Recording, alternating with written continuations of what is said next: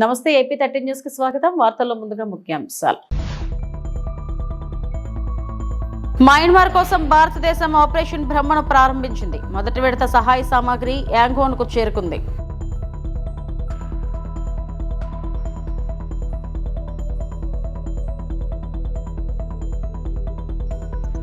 మంగళగిరిలోని పార్టీ కేంద్ర కార్యాలయంలో టీడీపీ 43వ ఆవిర్భావ వేడుకల్లో పాల్గొన్న సీఎం చంద్రబాబు. వల్లభనేని వంశీకి పోలీస్ కస్టడీ, కాంకిపాడు పిఎస్ కు తరలింపు. భూకంప బాధిత మయన్మార్ కు సహాయం చేయడానికి భారతదేశం ఆపరేషన్ బ్రహ్మను ప్రారంభించింది మరియు మొదటి దశను పంపబడింది. దాదాపు 15 టన్నుల సహాయ సామాగ్రిని మోసుకెళ్లే భారత వైమానిక దళం C-130J విమానం మార్చి 29న మయన్మార్లోని యాంగాన్లో ల్యాండ్ అయింది. ఈ ప్యాకేజీలో టెంట్లు, దుప్పట్లు, స్లీపింగ్ బ్యాగులు, ఆహార ప్యాకెట్లు, పరిశుభ్రత కిట్లు, జనరేటర్లు మరియు అవసరమైన మందులు వంటి 15 టన్నుల సహాయ సామాగ్రి ఉన్నాయి.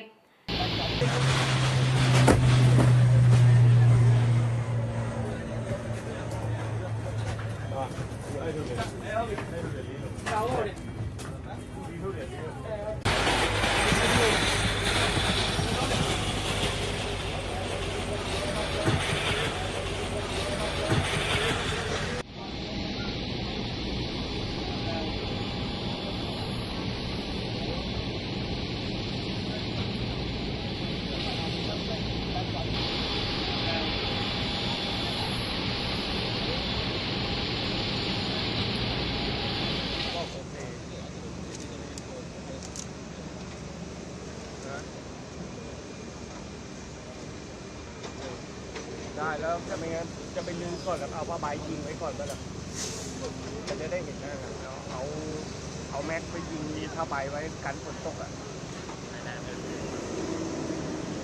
ครับ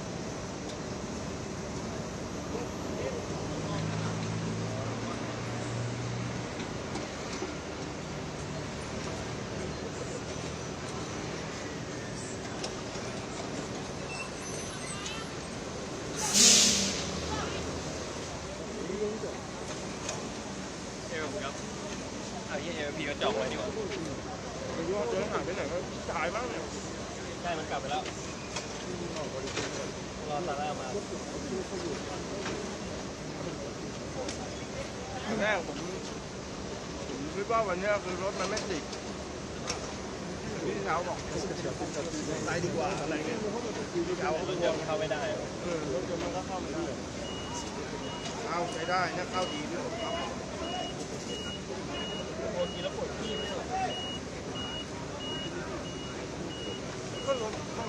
మంగళగిరిలోని పార్టీ కేంద్ర కార్యాలయంలో టీడీపీ 43వ ఆవిర్భావ వేడుకల్లో పాల్గొన్న సీఎం చంద్రబాబు నాయుడు టీడీపీ జెండా ఎగురవేశారు. ఈ వేడుకల్లో రాష్ట్ర అధ్యక్షులు పల్లా శ్రీనివాసరావు, మంత్రులు నారా లోకేష్, వంగలపూడి అనిత, కేంద్ర మంత్రి పెమ్మసాని చంద్రశేఖర్, ఎంపీ ఎమ్మెల్యేలు, ఎమ్మెల్సీలు, సీనియర్ నేతలు, కార్యకర్తలు పాల్గొన్నారు.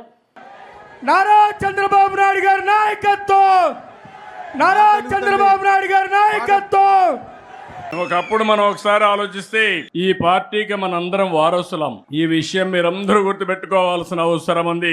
నేను కూడా ఈ పార్టీకి ఒక అధ్యక్షుడిని, ఒక టీం లీడర్ని మాత్రమే. నా ఆలోచన తెలుగుదేశం పార్టీ శాశ్వతంగా ఉండాలి. తెలుగు వారున్నంత వరకు తెలుగు వారి కోసం తెలుగుదేశం పార్టీ ఉంటుంది. దాంట్లో ఏ మాత్రం అనుమానం లేదు. మన అందరం వారసులం మాత్రమే గాని పెత్తందారులు మాత్రం కాదు. ప్రతి ఒక్క కార్యకర్తకు న్యాయం చేసి తిరిగి ఈ సాంప్రదాయాన్ని భావితరాలకు అందించవలసిన బాధ్యత మనందరి పైన ఉందని చెప్పి మరొకసారి విజ్ఞప్తి చేస్తున్నా. అందుకే మీరు ఒక్కసారి చూస్తే ఎన్నో పార్టీలు వచ్చాయి. చాలా పార్టీలు ఎప్పటికప్పుడు కనుమరుగయ్యే పరిస్థితి కూడా వచ్చింది. కానీ అన్ని రాజకీయ పార్టీల కంటే తెలుగుదేశం పార్టీ భిన్నంగా పనిచేశాం. మీరు ఒక విషయం గుర్తుపెట్టుకోవాలి. తెలుగుదేశం పార్టీని లేకుండా చేస్తామని చాలా మంది ప్రయత్నం చేశారు. కానీ ప్రయత్నం చేసిన వ్యక్తులు కాలగర్భంలో కలిసిపోయారు. ఎవ్వరూ తెలుగుదేశం పార్టీని ఏమీ చేయలేకపోయారు. ముహూర్త బలం చాలా గొప్పది. అదే మాదిరిగా తెలుగుదేశం పార్టీ సంకల్పం కూడా చాలా గొప్పదని చెప్పి కూడా నేను మీకు తెలియజేస్తున్నా. ఇంకొక శతాబ్దం కాదు, ఒకప్పుడు చెప్పుకునేవారు ఏదైతే గుప్తుల నాటి స్వర్ణ యుగం అని, చరిత్రలో తెలుగుదేశం నాటి స్వర్ణ యుగం అని చెప్పుకునే రోజులు శాశ్వతంగా వస్తాయని కూడా మీ అందరికి విజ్ఞప్తి చేస్తున్నా. 4 దశాబ్దాలు 43 సంవత్సరాలు ఎన్నో సంక్షోభాలు వచ్చాయి. ప్రతి ఒక్క సంక్షోభాన్ని అవకాశంగా తీసుకున్నాం. అదే సమయంలో ఎన్నో సవాళ్లు అధిగమించాం. దానికి కారణం వేదిక పైన ఉండే వాళ్ళకంటే వేదిక కింద నుండే కార్యకర్తలే ముఖ్యం అని చెప్పి కూడా మీకు తెలియజేస్తున్నా. అందుకని పార్టీని ప్రాణంగా బతికే పసుపు సైనికులందరికీ నా అభినందనలు. మనస్ఫూర్తిగా పాదాభివందనం చేస్తున్నా. మీ అందరికి సెల్యూట్ చేస్తున్నా. పార్టీ సంస్కరణలపై టీడీపీ జాతీయ ప్రధాన కార్యదర్శి నారా లోకేష్ కీలక వ్యాఖ్యలు చేశారు. 3 సార్లు ఒకే పదవిలో ఉన్నవారు ఆ తర్వాత స్థాయికి వెళ్లాలి లేదా బ్రేక్ తీసుకోవాలన్నారు.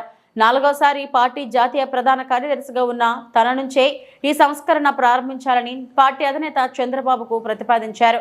సీనియర్లు జూనియర్లకు సమప్రాధాన్యం ఇస్తామన్న ఆయన పనిచేసే వారికి మాత్రమే ప్రమోషన్లు ఉంటాయని వెల్లడించారు. జై తెలుగుదేశం. చంద్రబాబు నాయుడు గారి నాయకత్వం, చంద్రబాబు నాయుడు గారి నాయకత్వం. పార్టీలో కూడా నేను అంతే పోరాడుతున్నా. నా లక్ష్యం ఒకటే, పార్టీ కోసం అహర్నిశలు కష్టపడిన కార్యకర్తల నాయకులకి గుర్తింపు ఉండాలి. గ్రామ స్థాయి నాయకులు రాష్ట్ర స్థాయికి ఎదగాలి. పాలిట్ బ్యూరో రూమ్లో అడుగు పెట్టాలనేదే నా లక్ష్యం. పార్టీ ముందు ఒక ప్రతిపాదన ఉంచాను. 3 టర్మ్లు ఒక పదవి చేసిన తర్వాత పై పదవికైనా వెళ్ళాలి, లేదంటే ఒక్క టర్మ్ బ్రేక్ తీసుకోవాలి. జాతీయ ప్రధాన కార్యదర్శిగా నేను ఈరోజు 4వ టర్మ్లో ఉన్నాను. గౌరవ అధ్యక్షుడు వారు నేను కోరేది ఆ సంస్కరణ నాతో మొదలు పెట్టాలని ఈ సభాముఖంగా నేను కోరుతున్నాను. ఇది జరిగితేనే పార్టీలో కదలిక వస్తుంది. యువతకి రెక్కలొచ్చి రాజకీయాల్లో మెరుగైన అవకాశాలు వస్తాయి. నా స్టైల్ ఒకటే, సీనియర్ని జూనియర్ని సమానం గౌరవిస్తా. పనిచేసే వాళ్ళకే నేను ప్రమోషన్ ఇస్తా. పసుపు జెండా ఇంకో 40 ఏళ్ళు రెపరెపలాడాలి. దానికి ఎప్పుడు నిరంతరం పార్టీలో యువ రక్తం పారాలి. డాక్టర్ బిఆర్ అంబేద్కర్ కోనసీమ జిల్లా కొత్తపేట స్కూళ్లకు వెళ్లటం లేదని తల్లిదండ్రులు మందలించారని ఆలమూరు మండలం కండ్రికపేటకు చెందిన 6 విద్యార్థులు అదృశ్యమయ్యారు. 8వ తరగతి 7 తరగతులు చదువుతున్న కోమరగిరి కరుణ, కోమరగిరి పండు, కోమరగిరి మాధురి, కోమరగిరి పృథ్వీవర్మ, గంధం సత్యనారాయణ, మర్రి సంతోష్ పోలీసులను ఆశ్రయించిన తల్లిదండ్రులు ఈ నెల 24వ తేదీ సుమారు రాత్రి 7 గంటల సమయం నుండి కనిపించడం లేదంటున్న తల్లిదండ్రులు కేసు నమోదు చేసి విచారణ చేపట్టిన ఆలమూరు పోలీసులు. సాయంత్రం 7:30 ఆ ప్రాంతంలో మన ఆలమూరు మండలంలోని కొత్తూరు ఉంది కదా, కొత్తూరు దగ్గర కండ్రికపేట విలేజ్ ఉంది. ఆ కండ్రికపేట విలేజ్లో ఈ చిన్నపిల్లలు వీళ్ళు మొత్తం 6 పిల్లలు, 2 అమ్మాయిలు 4 అబ్బాయిలు, వీళ్ళంతా కూడా ఒక ఏరియా వాళ్ళే, సేమ్ కులము. దాంట్లో ఒక 2 అయితే అన్నా చెల్లెలు ఉన్నారు, ఇంకో అమ్మాయి ఏమో వాళ్ళ కజిన్. వాళ్ళు మిగిలిన 3 పిల్లలు కూడా వాళ్ళ బంధువుల పిల్లలే. అక్కడ మొత్తం అంతా ఇంటర్ రిలేటెడే, అదే పేటకి సంబంధించిన వాళ్ళు. వీళ్ళంతా కూడా జడ్పీ హై స్కూల్లో మన కొత్తూరులోనే చదువుతున్నారు, జడ్పీ హై స్కూల్లో చదువుతున్నారు ఆలమూరు దగ్గర. పేరెంట్స్ సరిగ్గా వీళ్ళు స్కూల్కి వెళ్ళట్లేదు, 1 మంత్ నుంచి 2 మంత్స్ నుంచి స్కూల్కి వెళ్ళట్లేదు. స్కూల్కి వెళ్ళామని చెప్పేసి బుక్స్ బయట పెట్టేసుకుని ఎక్కడో తోటలో పెట్టుకుని మళ్ళీ ఇంటికి వెళ్ళేటప్పుడు సాయంకాలం స్కూల్ అయిపోయిన తర్వాత ఇంటికి వెళ్తున్నారని తెలిసి పిల్లల్ని మందలించారు. వీళ్ళు ఒక 1 వీక్ బ్యాక్ మందలించడం జరిగింది. స్కూల్కి వెళ్ళకపోతే కుదరదని చెప్పేసి. దాని మీదట అనుకుంటున్నాను నేను, ఈ స్కూల్కి తల్లిదండ్రులు మందలించారు, స్కూల్కి వెళ్ళమంటున్నారని చెప్పేసి వీళ్ళు 6 పిల్లలు కూడా కలిపి 24వ తారీఖు సాయంత్రం ఇంట్లో నుంచి బయలుదేరి, వాళ్ళ ఇళ్ళ నుంచి బయలుదేరి బయటికి వెళ్ళిపోయారు. 6:52 మళ్ళీ వాళ్ళు ఏం పట్టుకెళ్ళలేదు కూడా. వీళ్ళు ఒక అబ్బాయి అయితే మాత్రం ఒక 3,000 రూపాయలు ఇంట్లో క్యాష్ తీసుకున్నాడు. వాళ్ళు తీసుకుని వెళ్ళిపోవడం జరిగింది. ఇప్పటి వరకు కూడా వాళ్ళ పేరెంట్స్ వెంటనే మన పోలీస్ స్టేషన్కి మనకి ఇన్ఫార్మ్ చేయలేదు. వాళ్ళ బంధువుల ఇళ్ళ దగ్గర లేదా వాళ్ళ గతంలో వీళ్ళు ఫిషింగ్ చేసుకుంటూ ఉంటారు వీళ్ళంతా. వీళ్ళు ఆ ఏరియా ఫిషింగ్ చేసుకునే ఏరియాలోనే వెతకడం మొదలుపెట్టారు, ఏమైనా ఆ ఏరియాలో అక్కడ ఏమైనా ఉన్నారా అనేసి. ఇంకా రావట్లేదని చెప్పేసి ఇవాళ మధ్యాహ్నం 2 గంటలకి, ఇప్పుడు మేము ఆలమూరు చింతలూరు అమ్మవారి బందోబస్తు డ్యూటీలో ఉన్నాం, ఉంటే అక్కడికి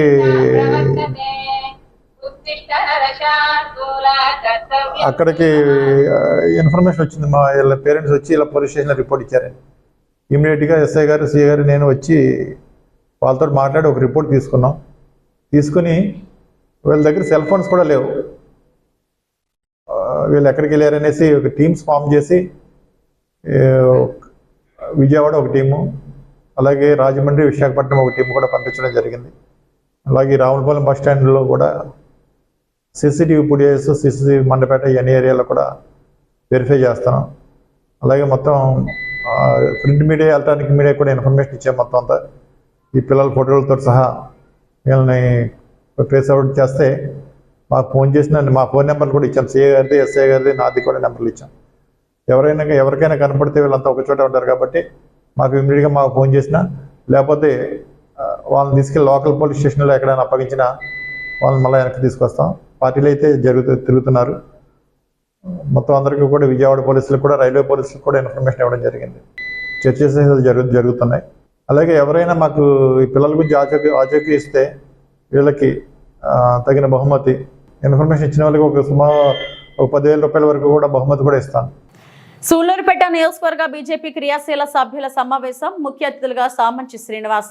సూళ్లూరుపేట తిరుపతి జిల్లా సూళ్లూరుపేట పట్టణంలోని అలవల కళ్యాణ మండపం నందు శుక్రవారం బీజేపీ నియోజకవర్గ క్రియాశీల సభ్యుల సమావేశం బీజేపీ మండల కన్వీనర్ తాటిపర్తి ఆదినారాయణ రెడ్డి ఆధ్వర్యంలో ఘనంగా నిర్వహించారు.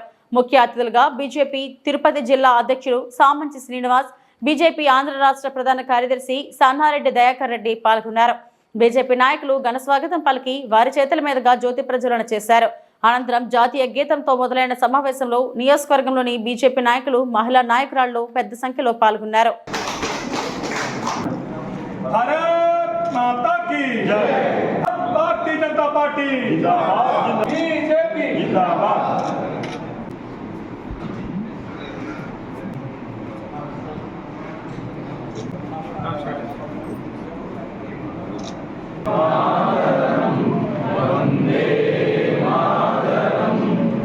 माता की जय।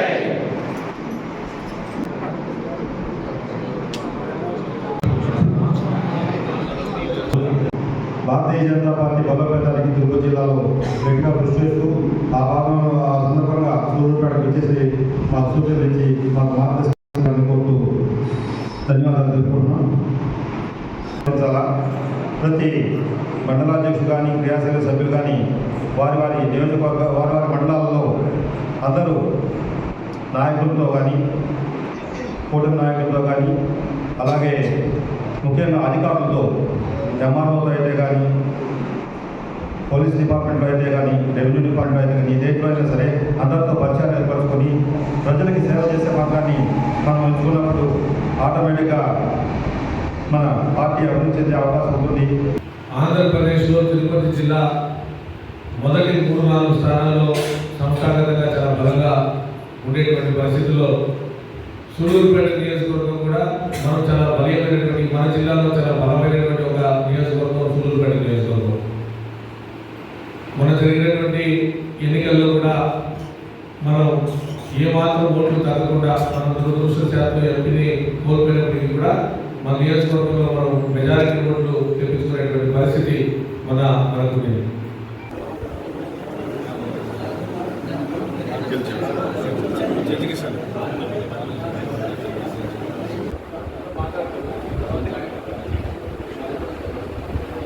భారతీయ జనతా పార్టీ యొక్క పునర్నిర్మాణం యొక్క కార్యక్రమం ప్రతి 3 సంవత్సరాలకు ఒకసారి మనం సాధారణ సభ్యత్వంతో ప్రారంభించుకోవడం జరుగుతుంది.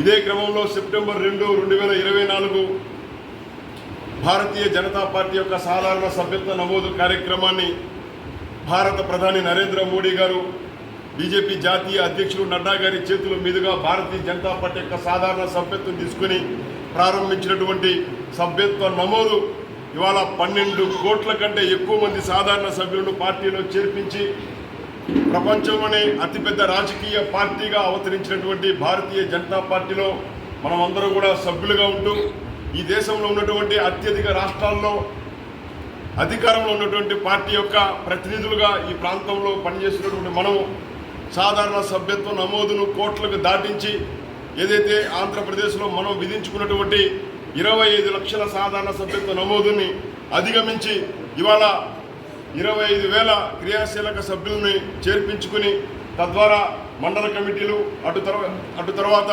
జిల్లా కమిటీలు జిల్లా అధ్యక్షుడి యొక్క ఎన్నిక ఏర్పాటు చేసుకొని అసెంబ్లీ నియోజకవర్గ పరిధిలో ఉన్నటువంటి కార్యకర్తల యొక్క సమ్మేళనం పేరుతోటి మనం అన్ని రకాల కార్యక్రమాలు నిర్వహించుకోవడం జరుగుతుంది. అయితే సూలూరుపేట నియోజకవర్గ పరిధిలో ఉన్నటువంటి భారతీయ జనతా పార్టీ ఎప్పటి నుంచో కూడా సంస్థాగతంగా రాష్ట్రంలో ఉన్నటువంటి 175 నియోజకవర్గాల్లో ముందు వరుసలో బలోపేతంగా సంస్థాగతమైనటువంటి కమిటీలు కానీ పోలింగ్ బూత్ కమిటీల యొక్క నిర్మాణం కానీ శక్తి కేంద్రాలకు సంబంధించినటువంటి కార్యక్రమాల నిర్వహణలో మొదటి నుంచి కూడా ముందు వరుసలో ఉంటుంది. అదే ముందు వరుసలో ఉన్నటువంటి సూలూరుపేట నియోజకవర్గాన్ని మీ అందరి యొక్క సహకారంతో మీలో ఒకరిగా ఈ కుటుంబంలో ఒక సాధారణమైనటువంటి కార్యకర్తగా మనం అందరం కలిసి పనిచేసి సూలూరుపేట నియోజకవర్గాన్ని పార్టీ పరంగా సంస్థాగత పరంగా క్షేత్ర స్థాయిలో బలోపేతం చేయడం మన ముందున్నటువంటి ప్రధానమైనటువంటి లక్ష్యం.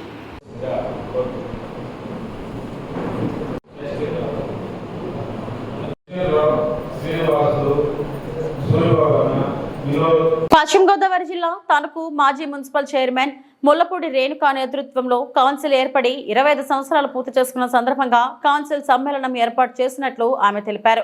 మొట్టమొదటి మున్సిపల్ మహిళా చైర్పర్సన్ ప్రమాణ స్వీకారం చేసిన సమయంలో తన కౌన్సిల్ సభ్యులను సత్కరిస్తున్నట్లు తెలిపారు. ముందుగా పెద్దలు గౌరవనీయులు తాతగారు ముల్లపూడి హరిశ్చంద్ర ప్రసాద్ గారి ఆశీర్వాదాలతో అలాగే మాజీ పార్లమెంటు సభ్యులు పెద్దలు బుల్లిరామయ్య గారు అలాగే మాజీ శాసనసభ్యులు పెద్దలు వైటి రాజా గారి యొక్క సహకారంతో తణుకు మున్సిపాలిటీకి మరి తొలి మహిళా చైర్పర్సన్గా చేసేటువంటి ఒక సువర్ణ అవకాశం నాకు లభించింది. ఈ తణుకు మున్సిపాలిటీకి మొట్టమొదటి చైర్మన్గా ముల్లపూడి హరిశ్చంద్ర ప్రసాద్ గారు చేసినప్పుడు దీనికి ఒక మాస్టర్ ప్లాన్, అంటే మన తణుకు అంటేనే హరిశ్చంద్ర ప్రసాద్ గారు, హరిశ్చంద్ర ప్రసాద్ గారు అంటేనే తణుకుకి ప్రపంచ పటంలో ఒక ప్రత్యేకత సృష్టించి ఈ తణుకుని ఎక్కడికి వెళ్ళినా మేము తణుకు అని గౌరవంగా చెప్పుకునేటువంటి పరిస్థితిని మరి కల్పించినటువంటి హరిశ్చంద్ర ప్రసాద్ గారు ఈ మున్సిపాలిటీకి మొట్టమొదటి చైర్మన్గా కూడా అనేకమైనటువంటి కార్యక్రమాలు చేసి దీనికి భవిష్యత్తును రూపొందించారు. ఆ క్రమంలో నేను మహిళా చైర్పర్సన్గా మొట్టమొదటిసారి ఇక్కడ రిజర్వేషన్ అయ్యి నేను వచ్చినప్పుడు కూడా వారి యొక్క అడుగుజాడల్లో వారి యొక్క డైరెక్షన్లో మనం ఈ యొక్క మున్సిపాలిటీని మరి 3 సంవత్సరాలు ఆదర్శ మున్సిపాలిటీగా మనం ప్రభుత్వం నుంచి ఆ రోజు చంద్రబాబు నాయుడు గారి చేతుల మీదుగా మనం అవార్డు తీసుకుంటాం జరిగింది.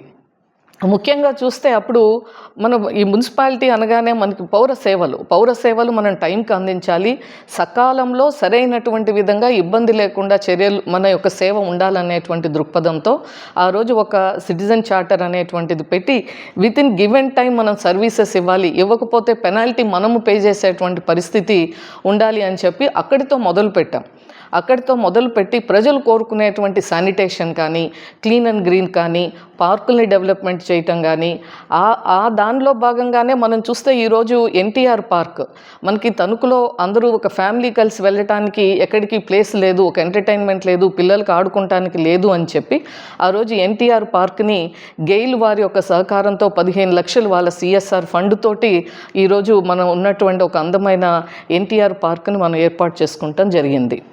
అదేవిధంగా ఆ రోజు మనం అనేక విషయాల్లో ఒక రిఫార్మ్స్, ఒక ఫస్ట్ టైం మనం సెంట్రల్ లైటింగ్ సిస్టమ్ని మనం తణుకు మున్సిపాలిటీలో ఏర్పాటు చేసుకున్నాం.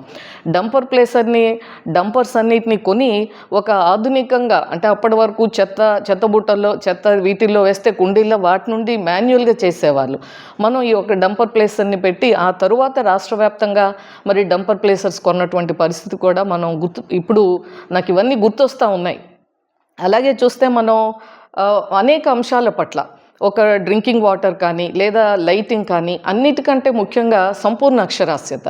అప్పుడు ఒక లిటరసీ క్యాంపెయిన్ జరిగితే తణుకు మున్సిపాలిటీలో ప్రతి ఒక్కరూ చదువుకోవాలి, మహిళలు ముఖ్యంగా వాళ్ళు సంతకం పెట్టేటప్పుడు డ్వాక్రా మహిళలు కానీ ఇతరత్ర ఎవరైనా సరే వాళ్ళు ఒక దాని మీద సంతకం పెడుతున్నారంటే ఏ పేపర్ మీద వాళ్ళు సంతకం పెడుతున్నారో వాళ్ళు స్వతహాగా చదువుకొని వాళ్ళు సంతకం పెట్టాలి అని చెప్పి ఆ రోజున కలెక్టర్ మన పూనం మాల్కొండే గారు మేము మున్సిపాలిటీ తరపున అనేక కార్యక్రమాలు చేపట్టి మొట్టమొదట మరి కంబైన్డ్ స్టేట్లో టోటల్ లిటరేట్ టౌన్ కింద తణుకు మున్సిపాలిటీని గుర్తించి ఆ రోజు దానికి కూడా అవార్డు ఇవ్వటం జరిగింది. సో వీటన్నిటిలో చూస్తే మాకు ఒక అదృష్టం కలిగింది. మున్సిపాలిటీ ఏర్పడి రజతోత్సవం మా కౌన్సిల్ టైంలో జరిగితే ఇప్పుడు మా కౌన్సిల్ మేము ప్రమాణ స్వీకారం చేసి ఈ 29వ తారీఖు తెలుగుదేశం పార్టీ స్థాపించి 43 ఏళ్లు పూర్తి చేసుకున్న సందర్భంగా తణుకు పార్టీ కార్యాలయంలో తెలుగుదేశం పార్టీ ఆవిర్భావ దినోత్సవ వేడుకలు ఘనంగా నిర్వహించారు. ఈ సందర్భంగా తెలుగుదేశం పార్టీ పతాకాన్ని ఆవిష్కరించిన ఎమ్మెల్యే రాధాకృష్ణ తెలుగుదేశం పార్టీ ఆవిర్భావ దినోత్సవాన్ని పురస్కరించుకుని పార్టీ నాయకులు కార్యకర్తలను ఘనంగా సత్కరించారు. ఈ సందర్భంగా ఎమ్మెల్యే రాధాకృష్ణ మాట్లాడుతూ తెలుగుదేశం పార్టీ స్థాపించిన నాటి నుంచి పార్టీ పటిష్టతకు కృషి చేస్తూ స్వర్గీయ ముల్లపూడి హరిశ్చంద్ర ప్రసాద్, బుల్లిరామయ్య, వైటి రాజా, ముల్లపూడి వెంకటకృష్ణరావులతో పాటు అనేక మంది నాయకులు కార్యకర్తలు తణుకు నియోజకవర్గానికి తెలుగుదేశం పార్టీని కంచుకోటగా మార్చారని అన్నారు. 43 సంవత్సరాలు పార్టీకి వెన్నుదన్నుగా నిలిచిన నాయకులు కార్యకర్తలకు కృతజ్ఞతలు తెలిపారు.